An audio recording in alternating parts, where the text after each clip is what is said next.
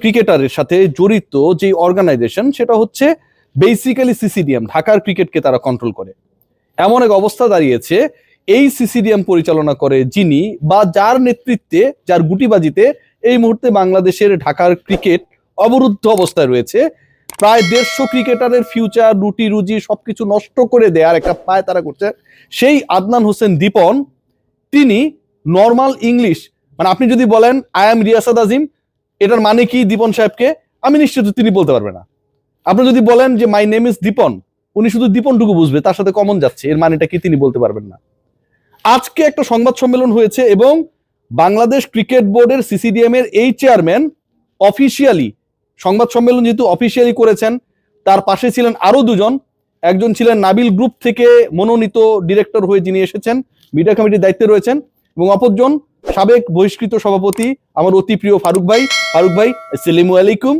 এবং এই ব্যক্তিরা আজকে যে অফিসিয়াল অ্যানাউন্সমেন্টটা দিয়েছেন, তাতে অফিসিয়ালি বাংলাদেশের ক্রিকেটের, বাংলাদেশের প্রথম বিভাগ ক্রিকেটের 150 ক্রিকেটারের রুটি রুজি বন্ধ করার জন্য বাংলাদেশ ক্রিকেট বোর্ড দায়িত্ব নিয়েছে। দায়িত্ব নিয়ে সেই দায়িত্ববান কাজটা অফিসিয়ালি ঘোষণা করেছেন আদনান হোসেন দীপন, এবং পরবর্তী সময়ে আমার অতি প্রিয়, আমার আত্মার কাছের মানুষ ফারুক ভাই সেই ব্যাপারটাকে আবার রিস্টোর করার চেষ্টা করেছেন, রিস্টাবলিশ করার চেষ্টা করেছেন। কি ঘটনাটা ঘটেছে দেখুন। বলা হয়েছে যেই ক্লাবগুলো খেলতে চায় না তারা কোনো চিঠি দেয়নি বিসিবিকে, চিঠি না দেওয়ার কারণে সেই ক্লাবগুলোকে ফিক্সচারে রাখা হয়েছে। এই যে একটা মিথ্যাচার, মানে যারা খেলবে সেই অর্গানাইজারদেরকে কনফার্ম না করে এবং তারা সত্যি সত্যি যে চিঠিটা দিয়েছে সেটার ব্যাপারে মিথ্যাচার করে আদনান হোসেন দীপন আজকে যে ঘটনাটা ঘটিয়েছেন সেটা নজিরবিহীন। যেই চিঠি দেয়া হয়েছিল সেই চিঠিতে লেখা রয়েছে, আপনারা খেয়াল করে দেখেন, ইংলিশে চৌধুরী অ্যান্ড হুসাইনের ব্যাপারে আমরা শুনেছিলাম যে বিভিন্ন মডেল টেস্ট হয়, এই বইগুলো পড়লে তুলনামূলকভাবে পাশ করা যায়।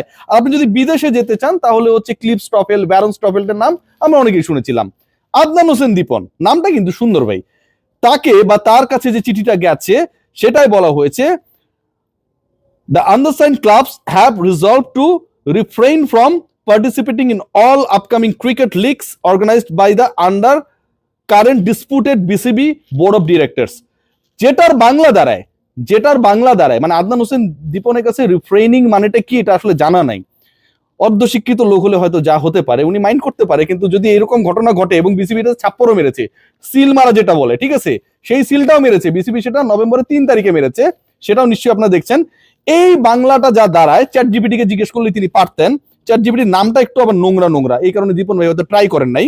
এখানে লেখা হচ্ছে স্বাক্ষরকারী ক্লাবগুলো বর্তমান বিতর্কিত বিসিবি বোর্ড অফ ডিরেক্টরস এর অধীনে আয়োজিত সকল আসন্ন ক্রিকেট লিগে অংশ থেকে বিরত থাকার সিদ্ধান্ত নিয়েছে। ইংলিশটা বাংলা করলে এটা দাঁড়ায়, আদনান হোসেন দীপন এটা জানেন না যে ক্লাবগুলো অংশ নেবে না, এবং তাদেরকে অফিসিয়ালি যে চিঠি দেওয়া হয়েছে সেই চিঠির কপি সেটাও আমার কাছে রয়েছে। বাংলাদেশ ক্রিকেট বোর্ডের ছাপ্পর মারা এবং বাংলাদেশ ক্রিকেট বোর্ড বিসিবি লিখা নভেম্বরের 3 তারিখে রিসিপ্ট, উপরে সাইন, সবকিছুই রয়েছে, এবং যেখানটায় যেই ক্লাবগুলো খেলতে চায় না সেই ক্লাবের প্রতিনিধিদের স্বাক্ষরও রয়েছে। ঘটনাটা কি দাঁড়ালো? ঘটনা দাঁড়ালো বাংলাদেশ ক্রিকেট বোর্ড অফিসিয়ালি প্রথম বিভাগ ক্রিকেট, প্রিমিয়ার লিগের ঠিক আগের লেয়ারে যেটা, সেই ক্রিকেটে 12টা ক্লাবের 8টা ক্লাবের ইনফ্যাক্ট প্রায় 150 ক্রিকেটারকে খেলতে দিতে চায় না। বাংলাদেশ ক্রিকেট বোর্ডের কাছে যে লিগ্যাল নোটিশ পাঠানো হয়েছিল সেটার জবাবটা পর্যন্ত বাংলাদেশ ক্রিকেট বোর্ড দেয় নাই। বাংলাদেশ ক্রিকেট বোর্ডের কাছে যে ক্লাবগুলো খেলতে চায় না, এবং টোটাল নাম্বার অফ ক্লাবস হচ্ছে 45, যেখানটায় বিসিবির যে বোর্ড ডিরেক্টর তাদের ক্লাবগুলো রয়েছে, মঞ্জু সাহেবের ক্লাব রয়েছে, আমার অতি প্রিয় মিঠু ভাই ক্লাব রয়েছে, মিঠু ভাই আসসালামু আলাইকুম, এবং এই ব্যক্তিগুলোর ক্লাব থাকার পরেও তারা তাদের ক্লাবকে খেলাতে পারছেন সেটা নিয়ে কোনো বক্তব্য নেই। যে চিঠি ইস্যু করা হয়েছে সেখানটায় বিসিবির রিসিপ্ট সিগনেচার রয়েছে, সেটা নিয়ে কোনো ইস্যু নেই। আদনান হোসেন দীপন তিনি আই, মাই, দে, উই এসবের ইংলিশটা মনে হয় বাংলায় কেমনে করে সেটা পারেন না, সেটা নিয়ে কোনো ইস্যু নাই। 150 ক্রিকেটারে খেলা হবে না সেই ব্যাপারটাকে অফিসিয়াল করার জন্য সাবেক বহিষ্কৃত সভাপতি আমার অতি প্রিয় ফারুক ভাই, আদনান হোসেন দীপন এবং নাবিল গ্রুপের বাবু সাহেব আজকে বসে অ্যানাউন্স করে দিলেন। বাংলাদেশের ক্রিকেট কোথায় যাচ্ছে? বাংলাদেশের ক্রিকেট নিয়ে এই ছেলে খেলার অধিকার তাদেরকে দিয়েছে। তামিম ইকবালকে নিয়ে আলোচনা করেন, তামিম ইকবালকে ধন্যবাদ জ্ঞাপন করেন তিনি একটু পরপর। তামিম ইকবাল কোথাও বলছে যে এই ক্লাবগুলোর সাথে আমি নাই? কোন জায়গায় বলেছে তামিম ইকবাল? কোন জায়গায় তামিম ইকবাল এই কথা বলে নাই। লিগ্যাল নোটিশ আপনি যখন অ্যান্সার দিবেন না, তার মানে আপনারা আদালতকেও মানেন না। এত পরাক্রমশালী হয়ে গেছে এই ক্রিকেট বোর্ড।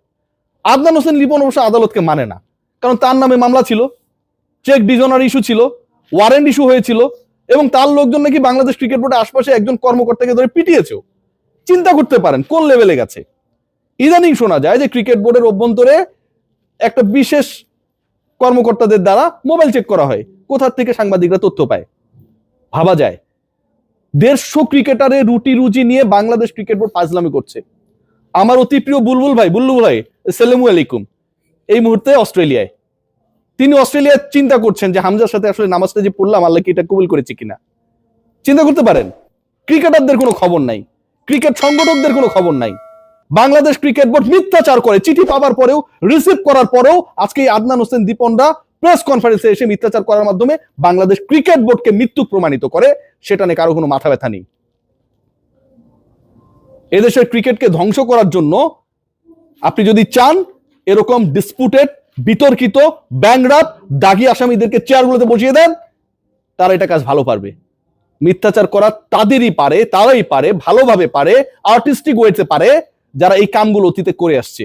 আর যারা এগুলো কুকর্ম করে তারা নর্মাল ইংলিশ পারে না। তাদের জন্য চৌধুরী এন্ড হুসেনের ইংলিশ বইটা কেনা দরকার। এরপরে যারা প্রেস কনফারেন্সে আসবেন, দয়া করে একটু খোঁজ খবর নিয়েন যে কোথা থেকে ইংলিশে যদি কোনো চিঠি আসে সেটার বাংলাটা নিজে না পারলেও চ্যাট জিপিটিতে কপি করে পেস্ট করে দিয়ে ক্লিক করবেন, ঠিক আছে। জিমেইল অ্যাকাউন্ট যদি না থাকে, ঠিক আছে, তাহলে দিবেন যে আমার অ্যাকাউন্ট নাই, নিচে সবার নিচের অপশনটা ক্লিক করবেন, তারপর প্রেস করবেন, ভাই সব চলে আসবে। আর বাংলাও যদি পড়তে না পারেন আমার কাছে এসেন, পড়াই দিব না। টেক কেয়ার, ভালো থাকবেন সবাই।